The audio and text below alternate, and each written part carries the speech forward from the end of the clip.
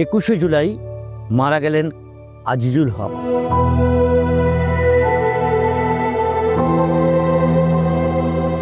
বিভিন্ন সংবাদ মাধ্যমে বা বিভিন্ন জায়গায় যে সম্পর্কিত তথ্য বা ইতিমধ্যে বহু লেখা আপনারা দেখতে পেয়েছেন,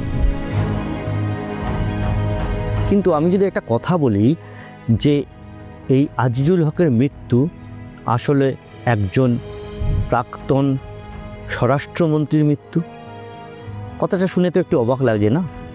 হ্যাঁ, স্বঘোষিত হলেও তাকে স্বরাষ্ট্রমন্ত্রী হিসেবে মেনে নিয়েছিল একটি সংগঠন, একটি রাজনৈতিক দল এবং একটা দেশ।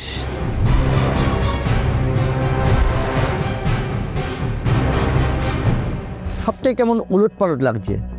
একটা দেশ, রাজনৈতিক সংগঠন, দল ভারতের মধ্যে কিভাবে তৈরি হলো, এটা জানতে গেলে বেশ কিছু বই, পত্রপত্রিকার বেশ কিছু তথ্য আপনাদের জানতে হবে। তার বাইরে এমন অনেক কিছু আছে যা আজ আমি বলতে চাইছি। 1969 সালে তৈরি হয়েছিল ভারতের এই Communist Party of India, Marxist and Leninist, Charu মজুমদারের নেতৃত্বে। গার্ডেন রিচে একটা বিয়ে বাড়ির আয়োজন করা হয়েছিল। আসলে সেটা কোনো বিয়ে বাড়ি ছিল না, এই বিয়ে বাড়িতে ছিল আসলে পার্টি কংগ্রেস, এবং সেখানে 20 জনের কেন্দ্রীয় কমিটি তৈরি হয় আর পলিট ব্যুরো তৈরি হয় 9 জনের। এই হচ্ছে পথ চলার শুরু। যে পথ চলা অনেকটাই এগিয়ে গিয়েছিল 2004 সালের সেপ্টেম্বর মাসের 21শে সেপ্টেম্বর, যেখানে এমসিসি, মাওয়িস্ট কমিউনিস্ট সেন্টার এবং পিডব্লিউজি, পিপলস ওয়ার গ্রুপ, এই দুটো মার্জার হয়েছিল। সেটা হয়েছিল পূর্ব সিংভূমের একটা জায়গায়।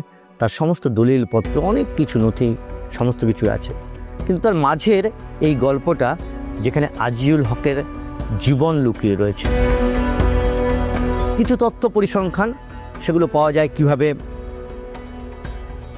এটা তৈরি হলো, অর্থাৎ ভারতের communist Party of India, Marxist Leninist. তারপরে নকশালদের মধ্যে বিভিন্ন সংগঠন পরবর্তীকালে তৈরি হয়ে যায়, ভাগ হয়ে যায়, মতের মিল অমিল, বিভিন্ন আদর্শ, সেই সমস্ত কারণে। 1972 সালের 5 আর 6 ডিসেম্বর তৈরি হলো নতুন একটি সংগঠন, নতুন করে রূপ পেল দ্বিতীয় কেন্দ্রীয় কমিটি বা সেকেন্ড সিসি, যেটাকে বলা হয় সেন্ট্রাল কমিটি। এইটা তৈরি যখন হলো তখন মহাদেব মুখার্জি আর জগজিৎ সিং সোহেল ওরফে শর্মাজি, এদের নেতৃত্বে তৈরি হয়েছিল। এখানে কিন্তু তখনও পর্যন্ত এই নিশীথ ভট্টাচার্য, আজিজুল হক, এদের সেই অবস্থান তখনও আসেনি। পরবর্তীকালে 1978 সাল নাগাদ মহাদেব মুখার্জিকে পার্টি থেকে বহিষ্কার করা হয়। সেটা একটা খুনকে কেন্দ্র করে, বিহারের একটি যোদ্ধার খুন, এবং তাই নিয়ে গণ্ডগোল তৈরি হয়। এরপরে তখন দায়িত্ব দেওয়া হয়, জেনারেল সেক্রেটারি করা হয় নিশীথ ভট্টাচার্যকে। সেই সময় কেন্দ্রীয় কমিটিতে এসে আজিজুল হক তার কাজকর্ম শুরু করেন। এরপর উত্তরবঙ্গ এবং দক্ষিণবঙ্গের কিছু এলাকায়, অর্থাৎ আমরা যে জায়গাটা জানি নদিয়া, উত্তর চব্বিশ পরগনা, মালদা, মুর্শিদাবাদ, এই সমস্ত জায়গায় কাজের দায়িত্ব দেওয়া হয়েছিল আজিজুল হককে, যাকে নিয়ে আজকে আমি এই কথাগুলো বলছি। 80-র মাঝামাঝি আজিজুল হক, নিশীথ ভট্টাচার্য, এরা বিপুল কর্মযজ্ঞ শুরু করেছিলেন এই অঞ্চলে, অর্থাৎ উত্তর চব্বিশ পরগনা, নদিয়া, বীরভূম, মুর্শিদাবাদ, মালদা, দিনাজপুর মানে তখন অবিভক্ত দিনাজপুরে, ভাগ হয়নি। বিহারের তখন বিহারও ভাগ হয়নি, কাটিহার, পূর্ণিয়া, মুঙ্গের এবং তার সঙ্গে ভাগলপুর, এই জায়গাগুলো নিয়ে একটা মুক্তাঞ্চল তৈরি হলো, যেটাকে বলা হয় গেরিলা জোন, এবং বিভিন্ন ভাগ আছে। প্রথমে গণ আন্দোলন হয়, গণ আন্দোলন থেকে তারপর সেখানে সশস্ত্র সংগ্রাম হয়, তারপর সেই এলাকায় মুক্তাঞ্চল তৈরি করা হয়, অর্থাৎ যেখানে রাষ্ট্রীয় ব্যবস্থা, পুলিশ প্রশাসন কেউ ঢুকতে পারে না, এরকম একটি জায়গা। সেই মুক্তাঞ্চল যে তৈরি হলো, এই মুক্তাঞ্চলের কে আলাদা দেশ বলা হলো। এর নাম দেওয়া হয়েছিল people's democratic state of India. এখানে একজনকে প্রেসিডেন্ট করা হলো, তিনি একজন আদিবাসী কানহাইয়া কুমার, এবং প্রধানমন্ত্রী হলেন নিশীথ ভট্টাচার্য, আর স্বরাষ্ট্রমন্ত্রী হলেন আজিজুল হক। এখানে যে ব্যবস্থা তৈরি করা হয়েছিল সেটা একটা সামাজিক ব্যবস্থা, সুসংহত সামাজিক ব্যবস্থা, যার মাধ্যমে এখানে কৃষক, শ্রমজীবী এই প্রত্যেকটি মানুষকে এদের একটা সৈন্যবাহিনী তৈরি করা হলো, মিলিটারি কমিশন। এই মিলিটারি কমিশন যে তৈরি হলো তার মাথায় কে ছিল জানেন?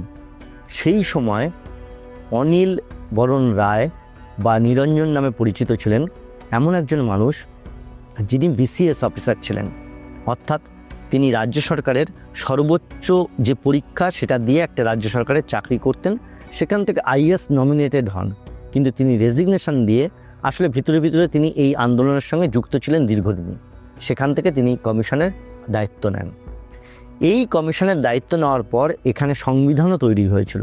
সেই সংবিধানে যে দেশ তৈরি হলে যেভাবে ভারতের সংবিধান রয়েছে, সেরকম ভারতের মধ্যেই নকশালরা এই একটি মুক্তাঞ্চলকে দেশ তৈরি করে তার জন্য আলাদা করে সংবিধান তৈরি করলেন।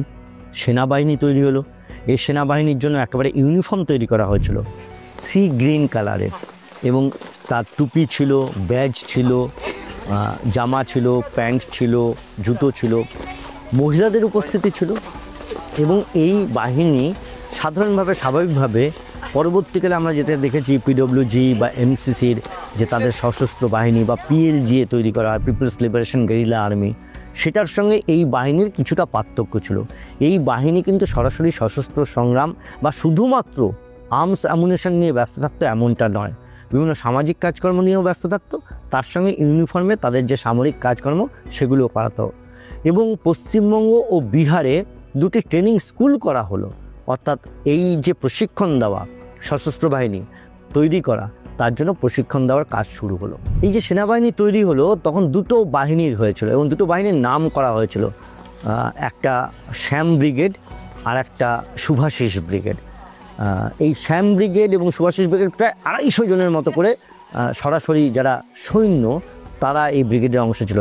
এছাড়া স্থানীয়ভাবে বেশ কিছু কমান্ড তৈরি করা হয়েছিল, যারা বিভিন্ন এলাকায় সাধারণভাবে ভিলেজ ডিফেন্স কমিটি এবং তার উপরে এই ধরনের স্কোয়াড এবং তার উপরে এই সেনাবাহিনী, অর্থাৎ যারা মিলিটারি কমিশনের সরাসরি আন্ডারে, এইভাবেই তারা কাজ করত বিভিন্ন জায়গায়, যাতে রাষ্ট্রীয় বাহিনী ঢুকতে না পারে, রাষ্ট্রবাহিনী যাতে কোনো জায়গায় মানে গিয়ে অ্যাটাক করতে না পারে, সমস্ত খোঁজখবর তারা আগে থেকে রাখতো। এবং তাদের কোড ল্যাঙ্গুয়েজ ছিল।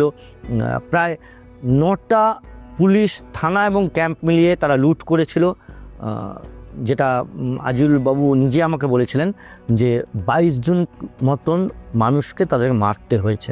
তার মধ্যে পুলিশ ছিল, তাদের মধ্যে যারা গুপ্তচর বলা হয় বা গুপ্তচর হিসেবে অভিযুক্ত তারা ছিল, বা অন্যান্য জোরদার জমিদার এরকম ছিল। সব মিলিয়ে যে লড়াইটা তারা শুরু করেছিলেন, এই সেনাবাহিনীর ভূমিকাও এক্ষেত্রে যথেষ্ট গুরুত্বপূর্ণ। কারণ সেনাবাহিনী আসলে এই রাষ্ট্রের যে কোনো রাষ্ট্রকে তো নিরাপত্তা দেয় সেনাবাহিনী, তো সেই হিসেবে এই সেনাবাহিনী গঠনের ক্ষেত্রেও তাদের গুরুত্বপূর্ণ একটা ভূমিকা ছিল। এবং এই সেনাবাহিনীও একটা ওই দেশে people's democratic state of India তার অন্যতম গুরুত্বপূর্ণ একটা জায়গায় ছিল। সমস্তটাই ভালোভাবে চলছিল, কোনো অসুবিধা নেই। রাষ্ট্র চোরাগপ্তা আক্রমণ করার চেষ্টা করে, পাল্টা রাষ্ট্রের বিরুদ্ধে চোরাগপ্তা আক্রমণ করে। আমরা পরবর্তীকালে ভারতের বিভিন্ন প্রান্তে অন্ধ্রপ্রদেশ, ছত্তিশগড়, বিহার, ঝাড়খণ্ড, ওড়িশার কিছু অংশ এবং পশ্চিমবঙ্গের মানুষের সবথেকে বেশি জানা অবশ্যই এখানকার লালগড় এবং নন্দীগ্রাম, যেখানে এই যে সিপিআই মাওয়িস্ট তাদের উপস্থিতি, তাদের অনেক আগের গল্প এই ঘটনাটা। অর্থাৎ যেখানে মুক্তাঞ্চল, লালগড়কে যেমন মুক্তাঞ্চল তৈরি করা হয়েছিল, সেই রকম তার থেকেও অনেক বেশি এলাকা জুড়ে মুক্তাঞ্চল তৈরি করা হয়েছিল। এবং সেখানে মাথায় রাখতে হবে, এই যে টেরেইন একটা কথা বলা হয় যে কতটা দুর্গম এলাকা, সেই দুর্গম এলাকা তত সেখানে সশস্ত্র সংগ্রাম বেড়েছে। কিন্তু এখানে সাধারণ সমতল এলাকাতেও এই আজিজুল হক, নিশীথ ভট্টাচার্য এরা এমন একটা পর্যায়ে নিয়ে গিয়েছিলেন পরিস্থিতি যে মুক্তাঞ্চল তৈরি হয়েছিল। এবং সেই দেশের স্বীকৃতির জন্য এই যে বললাম people's democratic state of India, এর জন্য তারা ইউনাইটেড নেশনসকে চিঠি লিখেছেন, অর্থাৎ স্বীকৃতির জন্য। এই স্বীকৃতি চেয়ে চিঠি লেখা হলো, এই প্রথম একটা নথি তৈরি হলো, অর্থাৎ এই যে সরকারটা তৈরি করা হলো সেই সরকারের একটা নথি প্রথম স্বীকৃতির জন্য দেওয়া হয়েছিল। এর পরবর্তী ক্ষেত্রে আমরা জানি যে নিশীথ ভট্টাচার্য ধরা পড়েন আজিজুল হক। সেই ধরা পড়ার কাহিনীও বহু জায়গায় লেখা হয়েছে, বহু জায়গায় বিভিন্নভাবে বলা হয়েছে। নিশীথ ভট্টাচার্য বিহারে সিওয়ান থেকে একটি সেখানে পার্টি কংগ্রেস করে তারপর ফিরছিলেন, সেই সময় ধরা পড়েন। আজিজুল হককে ধরা হয় সোদপুর এলাকা থেকে, এবং এটা নিয়ে বিতর্ক আছে। কেউ বলেন তারা সারেন্ডার করেছেন, কেউ বলে যে না, তাদেরকে ধরিয়ে দেওয়া হয়েছে। বিভিন্ন মত যেমন থাকে এরকম মতামত রয়েছে।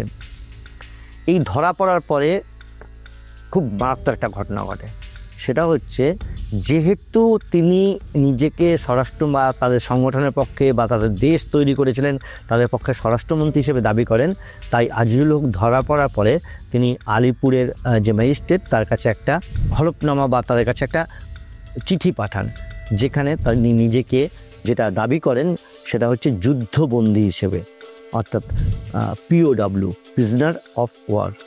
এটা সারা পৃথিবীতে এটা স্বীকৃত একটি ব্যবস্থা, অর্থাৎ এক দেশ আর এক দেশের হাতে আক্রান্ত হলে বা এক দেশের সৈন্যবাহিনীর কেউ আর এক দেশের সৈন্যবাহিনীর হাতে ধরা পড়লে তখন তাকে প্রিজনার অফ ওয়ার বলা হয়। যেমন আমরা জানি এখানে লালগড়ে হয়েছিল এক সময়, সাকরাইল থানার ওসিকে অপহরণ করেছিল মাওবাদীরা।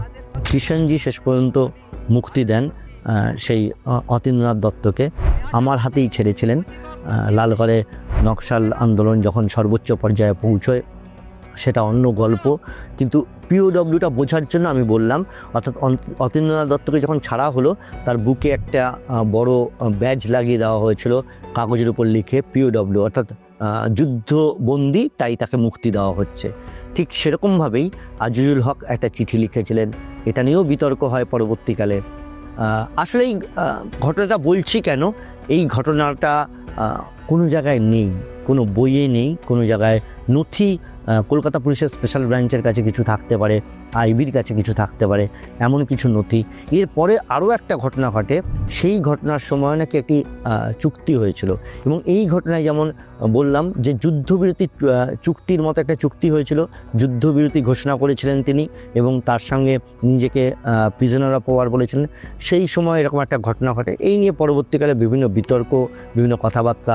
আসলে নকশাল আন্দোলনের ক্ষেত্রে আজিজুল হক যেমন একটা অন্যতম নাম, তার কিছু কথা এখন আমার মনে পড়ছে, যে তথ্যগুলো, এই তথ্যগুলো তিনি ব্যক্তিগতভাবে আমাকে বলেছিলেন বা জানিয়েছিলেন, কীভাবে কাজ করছিলেন তারা সেখানে, কীভাবে কমিটি তৈরি হয়েছিল, কৃষি কমিটি, শিল্প কমিটি, এবং তার মাথায় একজন করে মন্ত্রী ছিলেন। যে যে এলাকায় চাষবাস ভালো হয় সেখান থেকে সৈন্যবাহিনীতে কেউ যোগ দিলে চাষবাসের কাজ অন্য কেউ করে দিত, বা সেই চাষবাস করার পরে বাকি সময়টা তিনি সৈন্যবাহিনীর জন্য সময় দিতেন। কী পদ্ধতিতে এই সরকারটা চলতো, প্রায় 2.5 বছর মতন প্রায় এই সরকারটা চলে, এবং এই সরকার গঠনটা ভারতে কিন্তু তার আগে এরকমভাবে কোনো আন্দোলনের ফলপ্রসূতে এরকম কোনো ঘটনা ঘটেনি। আমরা জানি ভারতে বিচ্ছিন্নতাবাদী আন্দোলন বিভিন্ন জায়গায় ঘটেছে, জম্মু কাশ্মীর, মণিপুর, মেঘালয়, মিজোরাম বা পাঞ্জাবে খালিস্তানি আন্দোলন, কিন্তু এই মুক্তাঞ্চল তৈরি করে তার সরকার গঠন করা, এটা ভারতের কোনো জায়গায় এখনও পর্যন্ত আমরা পাইনি। সেই জন্যেই আজকে আজিজুল হককে নিয়ে এতগুলো কথা বলা। এবং এই সরকার গঠনের ক্ষেত্রে অনিল রায়, যার কথা আমি বলছিলাম, যে একজন অ্যাডমিনিস্ট্রেটিভ অফিসার, তার নিদর্শন। পরবর্তীকালে এটা নিয়ে অনেক বিতর্ক হয় যে একটা সময় আজিজুল হক বা নিশীথ ভট্টাচার্যদেরকে বলা হয় যে তারা গণসংগঠনে জোর না দিয়ে তারা বিভিন্নভাবে এই আন্দোলনটাকে এমন দ্রুত এগিয়ে নিয়ে যেতে চাইছিলেন, তাদের অস্ত্রের উপর এত বেশি তাদের মনে হয়েছিল যে অস্ত্রের মাধ্যমেই বদল আনা সম্ভব, বন্দুকের নলি ক্ষমতার উৎস, এই স্লোগানটাও বিভিন্নভাবে ছড়িয়ে পড়েছিল। সব মিলিয়ে কী কী কারণ সেটা বলতে গেলে অন্য ব্যাখ্যা, কী কী কারণে এই আন্দোলনগুলো শেষ পর্যন্ত পুরোপুরি সফল হয়নি, বা সফল হয়নি এই কথাটা বলাটাও হয়তো ঠিক হবে না, কারণ সাফল্য তো নির্ভর করে একজনের কাছে এক এক রকম। সেই হিসেবে আজিজুল হকের একটা কথা আমার এখনও মনে পড়ে যে কমিউনিস্ট বা বিপ্লবী আন্দোলনের বাইরে থেকে তাকে ভেঙে দেওয়া বা তাকে শেষ করার ক্ষমতা খুব কম, যদি না ভেতর থেকে তা কোনো কারণে বন্ধ হয়ে যায় বা ভিতর থেকে কোনো কারণে সেটা আঘাতপ্রাপ্ত হয়। ফলে এটা নিয়ে বহু মতামত রয়েছে, কিন্তু আজকে আমরা আলোচনা করছি বা বলছি আজিজুল হকের না জানা এমন কিছু তথ্য নিয়ে। সেই ডকুমেন্টেশন কারো কাছে এখনও আছে, হয়তো প্রকাশ্যে আসেনি বা আসবে না, বা ভবিষ্যতে প্রকাশ্যে আসতেও পারে, কিন্তু বলা চলে যে এই ঘটনাগুলো কিন্তু সাধারণ মানুষের কাছে জানা ছিল না।